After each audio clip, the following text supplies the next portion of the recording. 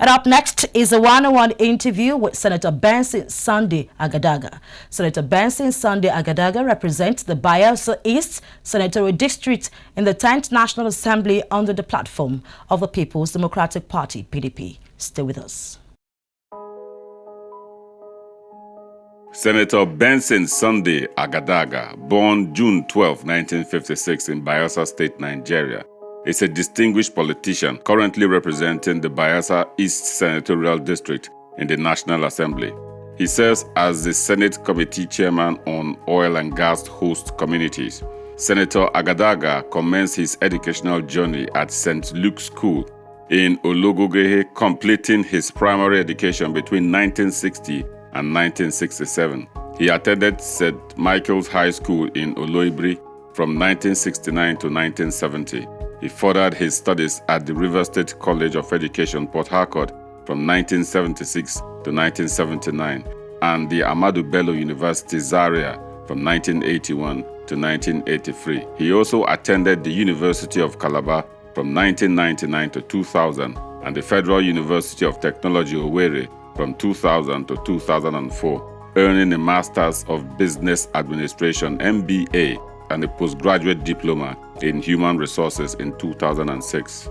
Before entering politics, Senator Agadaga had a notable career in education. He served as principal at Community Secondary School Kulu in 1988 to 1993, Government Girls School Ukubie 1995 to 1996, and Community Secondary School Zarama 1996 to 1998. Senator Agadaga's political journey includes serving as special advisor on establishment under Governor Seriake Dickson's administration in Bayelsa State. In 2019, he declared his intention to run for the governorship of Bayelsa State but later withdrew. He was appointed Chief of Staff to Governor Diri on February 20, 2020, a position he held until 2022 when he resigned to contest the Bayelsa East Senatorial District seat. He secured the People's Democratic Party (PDP) nomination with 67 votes, defeating Rex Jude Ogboku and Yenami Odwal in the February 25, 2023 Senate election.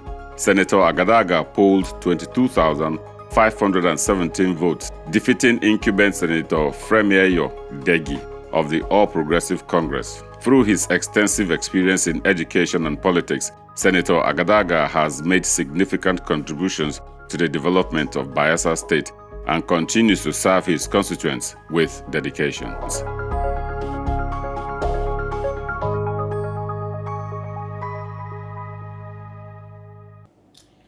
Hello and welcome to the one-on-one segment of the program NASS UNPLUGGed. I am Maria Sakari. My guest is the senator representing Bayelsa East Senatorial District. He is distinguished Senator Benson Sunday Agadaga. He is here under the platform of the People's Democratic Party, and he was the former Chief of Staff to the Bayelsa State Governor, Diri, and he was once the permanent secretary of the Bayelsa State Post-Primary School Board from 1999 to 2000. Thank you for joining us on the program today. It's a pleasure seeing you. Right, sir. With raft crisis in national security, the economy, education, and all of that, inflation, and all of that, it would seem that the job for the 10th National Assembly was even cut out even before the inauguration of this 10th National Assembly almost 2 years ago. Now, in June, it will make it 2 years since the existence of the 10th National Assembly. Would you say, as a lawmaker, that the 10th National Assembly has been able to address some of these issues? Yeah, thank you very much. The job of the National Assembly, as you know, is to make laws. And it's left for the executive to comply with the laws. As far as I know, a lot of legislations have been made since we came in. It has been a stable National Assembly. We are working in synergy are working together with cooperation. In spite of one or two challenges, the National Assembly is well focused, and we are delivering the dividends of democracy. I mentioned about the inflation, which actually it has been existing before now, but it's why it was ignited at our own time. It was ignited even before we came in. And so I think there are measures taken to address that issue. The National Assembly has been able to approve certain budgets that will ameliorate the sufferings of Nigerians. We have been able to pass budgets that can solve the economic problems, challenges of the country. And by every indication, the inflation itself has started coming down. The fuel price is also coming down with the assistance of Dangote. And some other cost of living, foodstuff and other items, we could see that there's a slight difference now.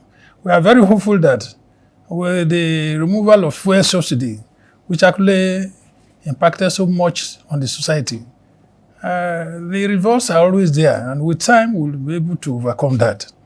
It has been a very bold decision by Mr. President to get it done.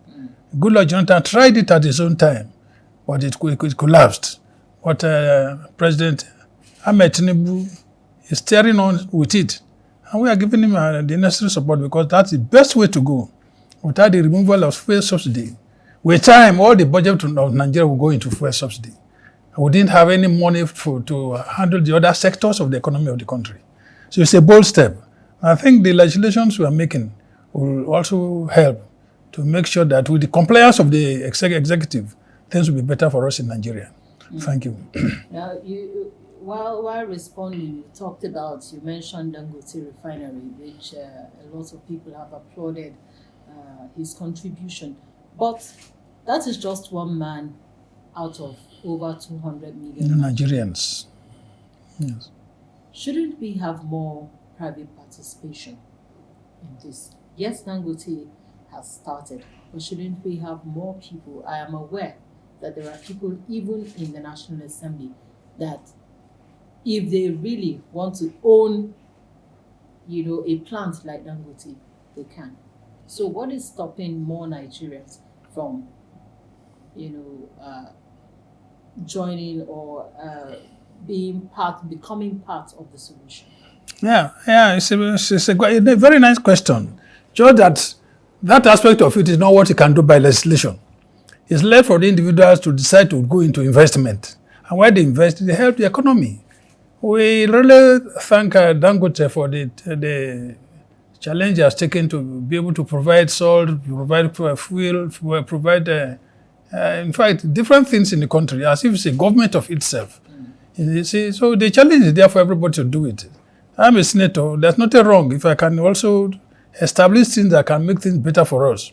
You see, because what the white man always thinks about is to go into researches and other areas to discover things that will make life make life very, very, very comfortable.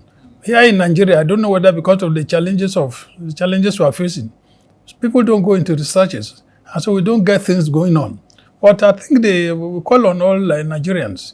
Seeing what we are having today is a challenge on all of us. Those who have the money should invest even in transportation and other areas. Aircraft, like today, for you to travel out, you have to book 2-3 days ahead of time. You cannot have aircraft on ground.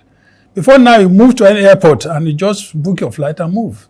You see, so I think it's a challenge. We call on Nigerians to actually get to that. It's not by legislation, but at least by their own voluntary service to invest in areas that they too will also enjoy for the economy. The public will also enjoy. Thank you. What would you say about cutting down the remuneration of members of the National Assembly to, meet up with the current economic realities of the country? How much is the money in the National Assembly?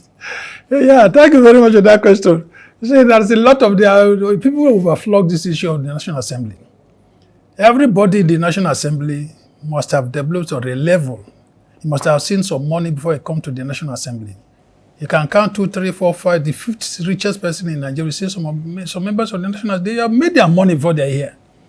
When you say, take this overhead and do this and do that, that is not your salary. Our salary is not that much. You see, take this and do this. So what they give to us is not even enough. When you want a National Assembly member, be it a senator, be a senator or a member of the House of Reps, we don't even, it's not what they are giving to us to run the office. Your transport, your travel outside the country, to address the press, to travel out, these are things, we have to buy books, we have to make researches. It's not even enough. So if you cut it down, that will not add to any meaningful thing to the budget or the economy of the country. It cannot be helpful. How much is it? We clear them in the National Assembly, but our own is just so much uproar. And imagine people we maintain as senators in areas. Some of us cover 2, 3, 4, 5 local governments, 7, 12 local governments. And every day, if I open your phone, every day the calls that are coming are for money. This death case, there's burial ceremony, wedding ceremony, naming ceremony, name them. Our responsibility is huge. Some people cannot bear the stress and the pressure. We didn't even want to come back to the National Assembly because your money is not your own. Every day people feel they have an entitlement to get from you. So all this uproar about the salary of National Assembly is not there. It's misplaced priority. Now, another issue of concern that Nigerians have really expressed concern about is under the Tinubu-led administration, borrowing has been put at over 20.1 trillion naira since the inception of this administration.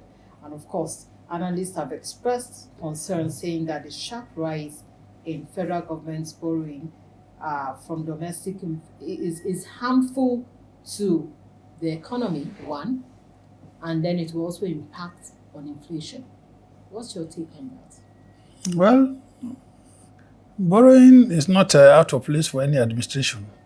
Some of those people hear that they have so much billions and trillions. They have borrowed in one way or the other. The budget of this year too, there was a reasonable provision for payment of debts.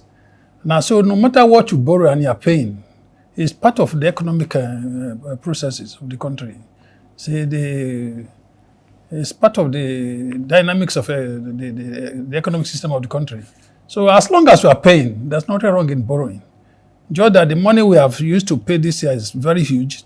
But debt servicing is taking what every country should strive to have is to be self-independent. Self-independent. That's the best thing for us. But when they have not arrived at that level, definitely have to borrow to meet up expectations. But I think with time, the way we have started, this is a foundation year. With the way we have started, with time, we are going to thin down the borrowing. And will be more meaningful to ourselves. How would you thin down the borrowing when it appears, like the legislature and the executive seem to be operating on the same page? Almost everything that comes from the executive passes once it reaches the table of the National Assembly. So how do you intend to thin down the borrowing from your word? You said thin it down. How do you intend to I'm not saying we will thin it down because this is a government which is made up of 3 arms of governance. And Mr. President himself too knows that borrowing, we cannot continue to be borrowing. And they are taking measures to make sure that at least this is the first year. And second year, third year, with time, they will be reducing the borrowing aspect of it. To make sure that, because one thing that is making us to borrow, the production of oil, the quota that's given to us, we are not meeting up. And that is why the National Assembly has established a committee to look into the theft of oil in the Niger Delta. I'm a member of that committee as well.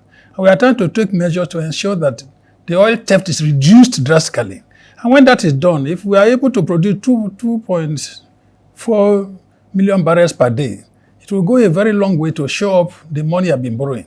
And we could be able to reduce the borrowing rate. Then we are also thinking of how we can produce things internally. See, they call it the production. If we are producing, that's how we are getting more income.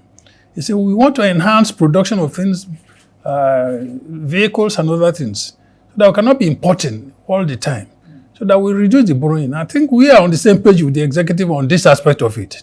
Because we are supposed to work together to make sure that the best is given to Nigerians. That's what we promised to do in the National Assembly. Now, you just mentioned that you are part of the committee that's been Yes, oil the theft. responsibility to investigate oil theft in the Niger Delta region. Yes. Now, good. For some years now, the report has been that, they're unable to identify those people who are siphoning the wealth, because oil is the mainstay of our economy at the moment, until, of course, we have other things. I'm glad you mentioned we're working towards, other aspects as well. For a very long time, we have means of production, paying lip service to agriculture and all that. I say lip service because we've not seen much in that aspect. What have you been able to unravel so far concerning, those responsible, for siphoning the wealth, stealing the wealth of Nigeria through those channels of oil, using oil? Yeah, that is very good. It's a good question. Yeah, in a way, we just started. Because the first person, senator that was appointed to handle that thing, unfortunately, we lost him. And so a new chairman has been appointed. We have met for 2-3 times now. And some consultants have been given assignments to go into it and unravel what is happening. And like you said, a lot of information is actually the public domain about how the thing is operating, who are doing what. And so I'm believing that by the time we round up that thing, before the end of this session, we'll be able to get some insights as to what is happening. Now, I very much believe that we are going to actually take drastic steps to ensure that we nip it in the bud. And our oil becomes our oil, not for people who are snapping. For the companies that operate into, it's difficult to, the more you look at it, the less you see. But these are foreign companies, what they tell you is what we take.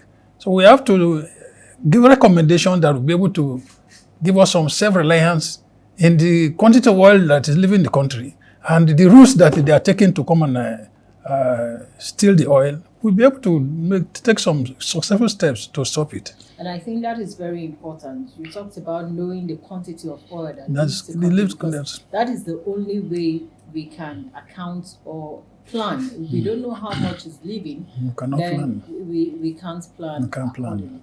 We'll get to that. All right. Now, part of your functions is oversight on the executive. How would you rate this 10th National Assembly when it comes to oversighting the executive? Well, the oversight, like my own committee, I am chairman, Senate Committee on Host Communities, Oil and Gas. And we've taken 2-3 oversights. We really intend to make sure that we do more. Because we are just like the policeman of the street when you think about the offices that are existing. It's when they know someone will come and take our records, look at us, that they do the proper thing. So we feel that is important. That's one area that you have to understand. If you are to go for oversight, who is to fund it? See, logistic issues, who funds? When we say the little one that is coming to the senators is even too much, then how do we get about it? You see, so we need even more funding in the National Assembly. Because when you say you want to go for oversight in the Niger Delta, for instance, that's an area that is of very high risk. You see, because of the oil operations and the sea piracy and all that kidnapping, you have to be fortified with security, and it's costly. You see, that's why we even give the budget this year. Security is having the highest, the lion vote, the highest provision this year. You see, so the oversight also depends on what you can afford as logistics, and we have been trying in that direction. I belong to some other committees too, and we have gone 2-3 times on oversight. And we need much more of this exercise because we have a lot of forestatals, a lot of agencies around. So we went to Lagos, we've been going to different places in the north, in the south. But we need more. But if we are to do more, we also need more provisions to back up the logistics. Thank you. Could that be the reason why there was a slight increase in the budget of the National Assembly when it was brought to the National Assembly? Was that part of the reasons why lawmakers increased the amount that was pegged by Mr. It was not for us. It's when we increase it for projects. maybe I need a particular project in my community, in my senatorial area, and it's not covered. And or they covered it, but the money was not enough. We can do something to shore it up so that we make sure that we don't want to have ongoing projects from year to year. Some of these projects will be completed and commissioned. That's why we're here. So when you put this year, next year ongoing, if inflation is taking its toll on it. So we want projects that can be started and completed that year, unless it becomes impossible to do it. So some of these additions you see are to make sure that there's proper adequate funding for some of these projects, or funding in areas where they were already captured at the beginning. That's it. It's not for oversight functions. Now let's look at the bills and motions that maybe you have passed you have brought to the floor of the National Assembly in the last, it's not up to 2 years, but in about 2 years now, approximately 2 years. Yes, approximately 2 years. Can you take us through some of the motions or bills because that is your primary assignment here to make legislation that you have brought to the floor? Yeah, we have quite some number of bills and motions, and we are 109, and it takes time for you to be able to present so many of them. A lot of them are waiting for attention. You see, like I was trying to work about that bill on the bill on this the railway. That's supposed to be a motion. I have a motion on the railway that comes from Warri to Itakwe, in about close to Abuja here. And the original plan of that one was to come from Bayelsa State to Warri and then Itakwe and get to Abuja. It has ended somewhere and it's given us a lot of inconveniences. In most advanced countries, the railway transport system is always the best. It serves the people more than any other means of transport. So that one is pending, and I believe that one day it will come up. And now I brought up the bill for converting the airport, the defunct airport airstrip in Oloibiri, where oil was first discovered. That's where I come from. I was even born that year when the oil was first discovered. At that time, when we were small, we saw these planes coming down, dropping materials and human personnel at Oloibiri. They call it airstrip. But after some time, when they finished drilling the oil there, the place has been left abandoned. And with the concretized nature of the soil, with the natives whose main economy is farming, couldn't even use that land for farming. So the place is left fallow. And I looked at it, Shell has now packed out of the place. And the people are left, the place is left for the fate of the people. So I introduced a motion that place, instead of being kept in that way, could be good enough for an Air Force trip, an Air Force base, so that it will also enhance the security of people. It also sometimes help people who want to go on private trips, you can drop there and do your business and come back. It will even help the companies to operate. All those companies around the Gulf of Guinea, it will help us. So I'm putting a motion like that. It was accepted and is receiving the attention of the Minister of Aviation. Yes. So things like that are the things we do here, so that they be of service to our people, the people we are coming to represent here. Then the bills about the zonal administration, the establishment of Southeast, Northeast, North Central, South, all these things have been approved. Even that was South. It's yet to be endorsed by Mr. President, but it has been passed. It was brought up by us. So we're also trying to make sure that life is made easier for our people. Now, you mentioned something very important. Now the people have been left, to their fate. And I know one of the issues that your side, particularly Bayelsa State, have is the pollution from this oil, which has affected the people there. Those that are farming can no longer farm. Fishing, which is one of the major preoccupations there, is no longer happening. So far, I know there have been ongoing discussions to address some of these issues, but can you take us through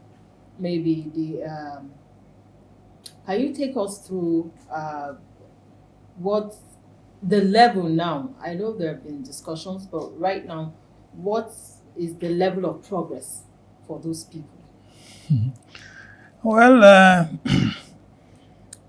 remediation is the answer to all these problems.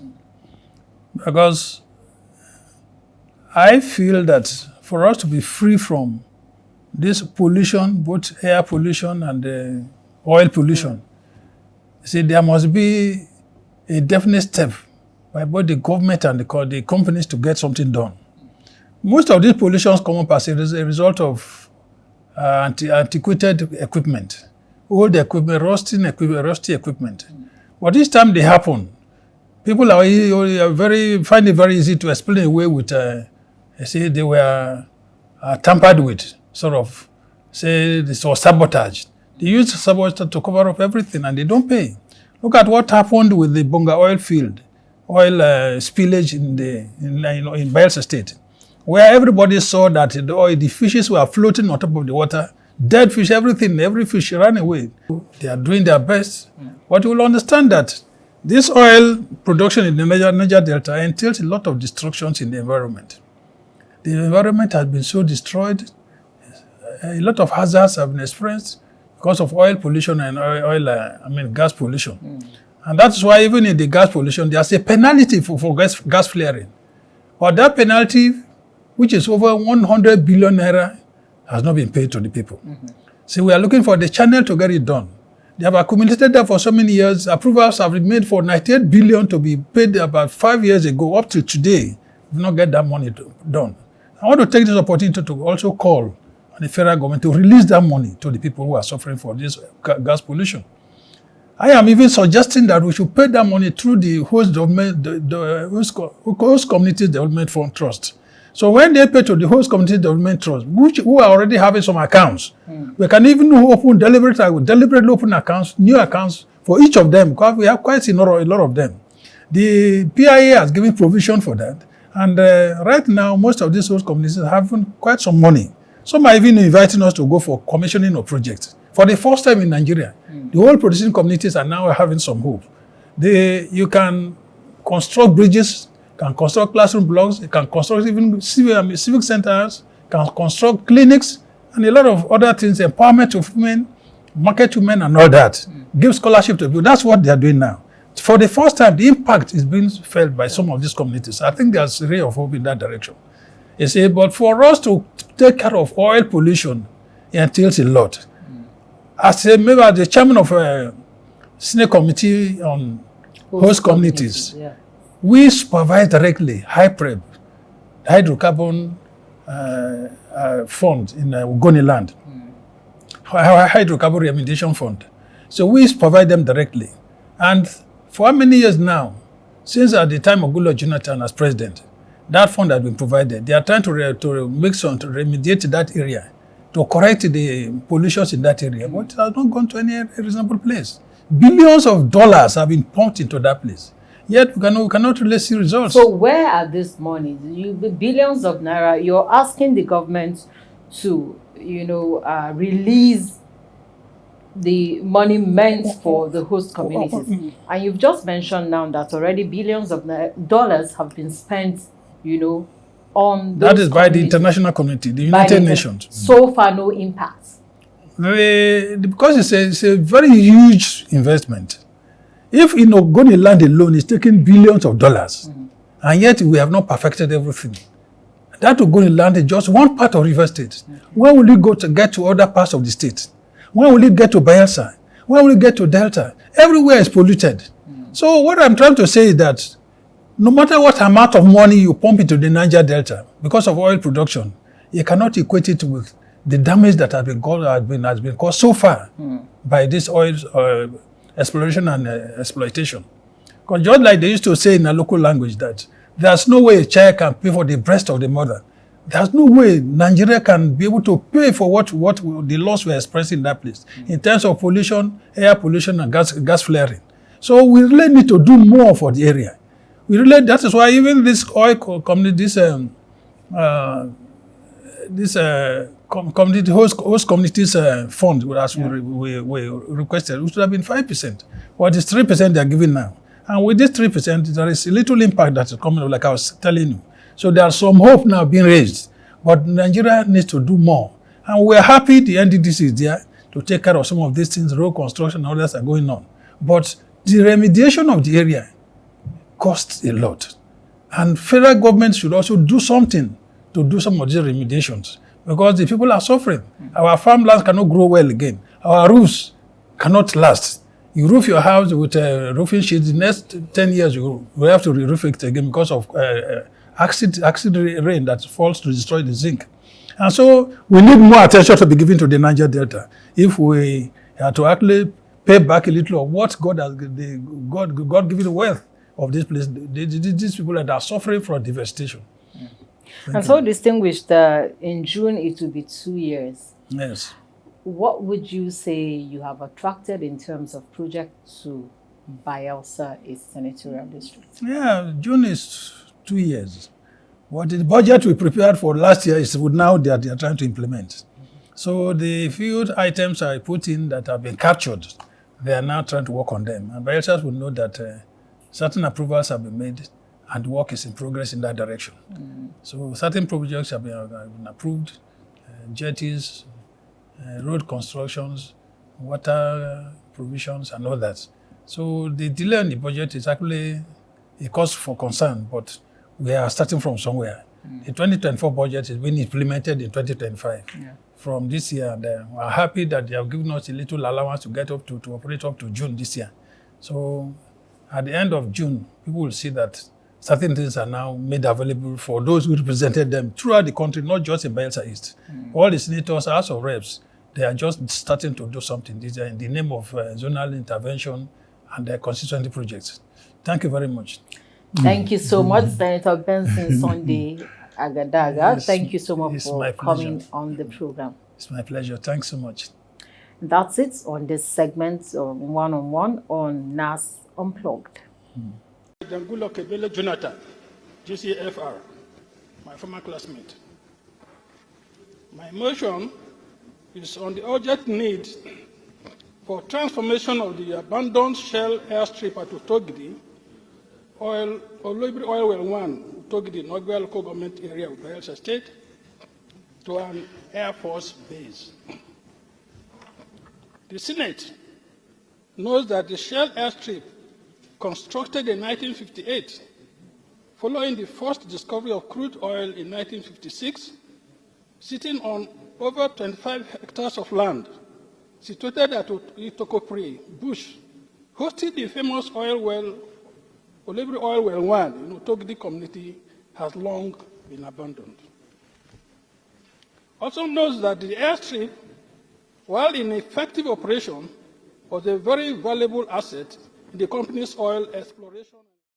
And that's where we wrap it up for today's edition of the program, NASS Unplugged. From the Senate reaffirming confidence in its leadership to the House of Representatives shaping the nation's tax policies, it is clear that the wheels of governance are turning. As always, we'll keep you updated and also keep a close eye on this development and bring you the latest updates